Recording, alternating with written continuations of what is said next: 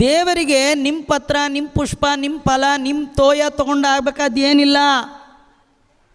ನಿಮ್ಮ ಹಣ್ಣು ಇಟ್ಟುಬಿಟ್ರೆ ಅವನಿಗೆ ಖುಷಿ. ಅಂತೂ ಇವತ್ತು ಆಪಲ್ ತಂದಿಟ್ಬಿಟ್ನಪ್ಪ, ಸದ್ಯ ಯಾರೂ ಆಪಲ್ಲೇ ತಂದಿರಲಿಲ್ಲ, ಖುಷಿ ಆಗಲ್ಲ ಅವನಿಗೆ.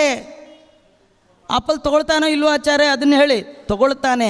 ಆಪಲ್ನಲ್ಲ, ಆಪಲ್ ಹಿಂದಿರುವ ಭಕ್ತಿಯನ್ನು ತೆಗೆದುಕೊಳ್ತಾನೆ. ಶಬರಿ ಎಂಜಲು ಹಣ್ಣು ಕೊಟ್ಲು, ಮುಕುತಿಗೋಸಗ ಫಲವ ಸವಿದನೆ. ಅವಳಿಗೆ ಮೋಕ್ಷ ಕೊಡಬೇಕು, ಅದಕ್ಕೋಸ್ಕರ ಭಕ್ತಿಯಿಂದ ತಂದು ಆ ಹಣ್ಣನ್ನು ಭಗವಂತ ತಾನು ಸ್ವೀಕಾರ ಮಾಡಿದ. ಒಂದೇ ಒಂದು ಹೂವು ಕೊಟ್ಟಿದ್ದರೆ ಅವನು ಗಜೇಂದ್ರ ಸ್ವೀಕಾರ ಮಾಡಿದ. ಪತ್ರಂ ಪುಷ್ಪಂ ಫಲಂ ತೋಯಂ.